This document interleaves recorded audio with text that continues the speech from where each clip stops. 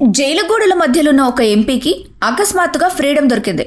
కానీ ఆ ఫ్రీడమ్ పూర్తిగా కాదు, ఒక కండిషన్తో ఇచ్చిన ఆ పర్మిషన్ ఇప్పుడు పాలిటిక్స్లో పెద్ద చర్చగా మారింది. ఆ కండిషన్ ఏంటో తెలుసుకునే లోపే ఈ స్టోరీలోని ట్విస్ట్ మిమ్మల్ని షాక్కి గురి చేస్తుంది. రాజమండ్రి సెంట్రల్ జైల్లో ఉన్న వైసీపీ ఎంపీ మిథున్ రెడ్డికి సంబంధించిన కేసు ఇది. ఏపీ లిక్కర్ స్కామ్లో నిందితుడిగా ఉన్న ఆయన సెప్టెంబర్ 9న జరిగే ఉపరాష్ట్రపతి ఎన్నికల్లో ఓటు వేయడానికి పర్మిషన్ కావాలని కోర్టును అడిగారు. అయితే ఇక్కడ కోర్టులో ఆర్గ్యుమెంట్స్ చాలా ఇంట్రెస్టింగ్గా జరిగాయి.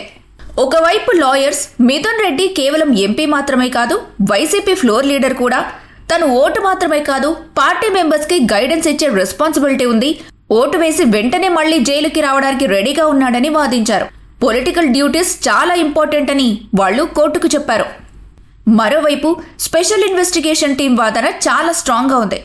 ఇలా మధ్యలో బెయిల్ ఇస్తే కేసు ఇన్వెస్టిగేషన్ డిస్టర్బ్ అవుతుంది, ఆయన ఎవిడెన్స్ని ప్రభావితం చేసే ఛాన్స్ ఉంది.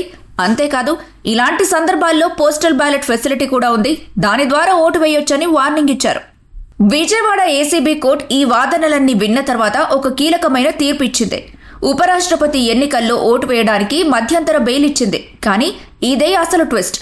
సెప్టెంబర్ 11న తిరిగి కోర్టు ఎదుట సరెండర్ కావాలని చాలా క్లియర్గా కండిషన్ పెట్టింది. అంటే ఈ ఫ్రీడమ్ కేవలం టెంపరీ మాత్రమే. ఓటు వేసిన వెంటనే ఆయన మళ్లీ జైలు గోడల మధ్యకే వెళ్లాల్సి ఉంటుంది. ఆయనకిచ్చిన పర్మిషన్ కేవలం ఓటు వేయడానికి మాత్రమే.